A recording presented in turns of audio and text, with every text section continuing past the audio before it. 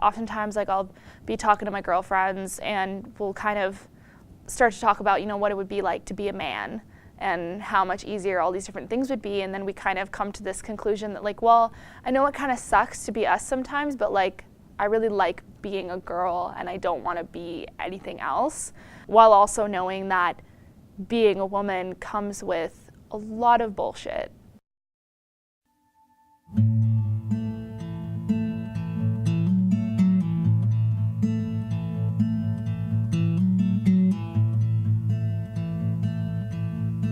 My name is Hana Shafi, aka Frizz Kid, and I'm 23 and I'm a freelance illustrator and writer. The idea of woman has often been a very rigid, very violent idea because it leaves a lot of people out. And then even going beyond talking about trans issues, if we look historically, like, Black women were often not seen as women at all, and their womanhood and their personhood was stripped of them. So this idea of what makes a woman is a very layered, very intersectional issue that, the word itself has been very informed by men, by cis people, by whiteness. It's strange because, and I guess this sort of speaks to my privilege as a cisgender woman, I often don't have to think about the word because it just feels like it was almost this given in my life. And because I identify with the gender that I was assigned at birth, it's never sort of been a second thought. And so getting older and beginning to understand trans issues and beginning to understand the politics around womanhood and women's bodies, it sort of began to make me more aware of, yes, I am a woman, and being that comes with a certain amount of baggage of how I'm going to navigate my life and how people are going to perceive me simply because I am a woman, and what that allows me to do and what it doesn't allow me to do. So it's important to kind of open up that definition. I'm South Asian and Middle Eastern, and my culture is a complicated thing. Obviously, because of the history of different types of colonialism and conquest where I come from, it has turned our society into quite a rigid patriarchal thing. And so I was always raised with the idea of womanhood as being a very specific thing, of a woman having a certain place, having certain duties. And it's interesting because I feel like a lot of the women in my family sort of defied that. I mean, the women in my family are very strong. And then there's also little things. For example, I remember when it was a big debate here about whether or not you should take a man's last name when you get married, and everyone was talking about it as this massive feminist issue. In my culture, you don't ever change your last name when you get married. And so it's there's these hints of things in my culture that prove that we've always had these roots of strong women, but a lot of it has become convoluted because we come from areas of political and religious tension.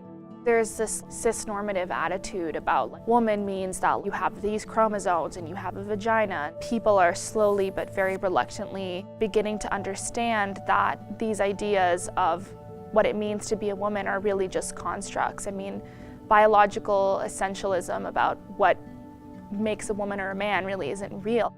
It is us as a collective society that decided that one of those body parts would be deemed feminine while the other was masculine. Really, they're just parts, and a woman can have any of them and still be a woman.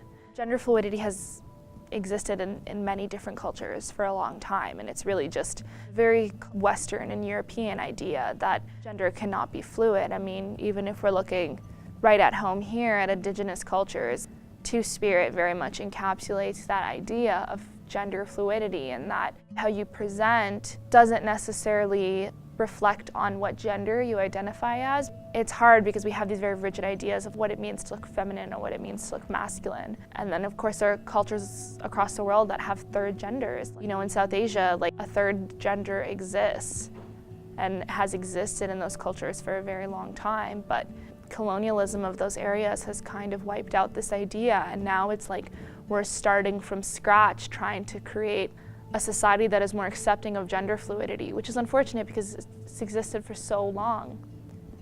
When it comes to being able to proudly say that you're a woman, or to choose really any gender identity that is the right one for you and that embodies who you are, it means to be able to live without shame, to navigate your life freely, to feel comfortable in your own skin, to feel connected to your body, because oftentimes if you identify one way but people are saying that your body is something else or that your body is wrong in some way, there's a disconnect between you and your physical self.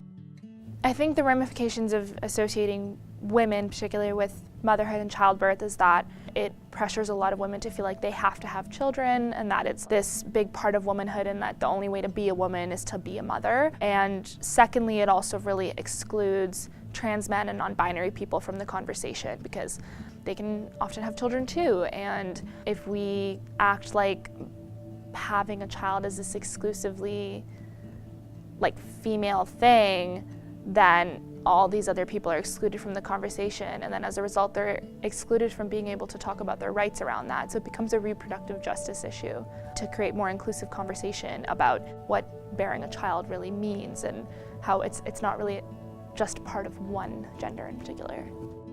So I create art. I'm a freelance illustrator. One of my big, I guess most known art series is my affirmation series. Once a week I create like a piece of art that has some kind of affirmative message in it, and it usually explores topics around gender identity, body politics, mental health, things like that. I definitely think that sometimes being a woman and an artist means that I think my art can get downplayed at times.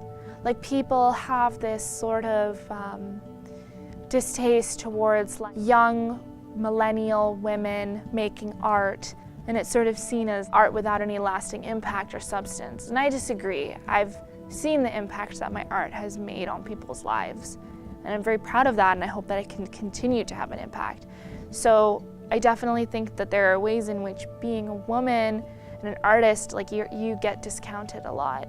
I think it's important for women in media to, express themselves and share their stories, because historically our stories are just a lot less told. I think it's especially important for women of color and queer and trans women, and for disabled women and women living in poverty especially, to express their stories, because their stories are even less told. And so we really need to have a little bit more girl talk going on.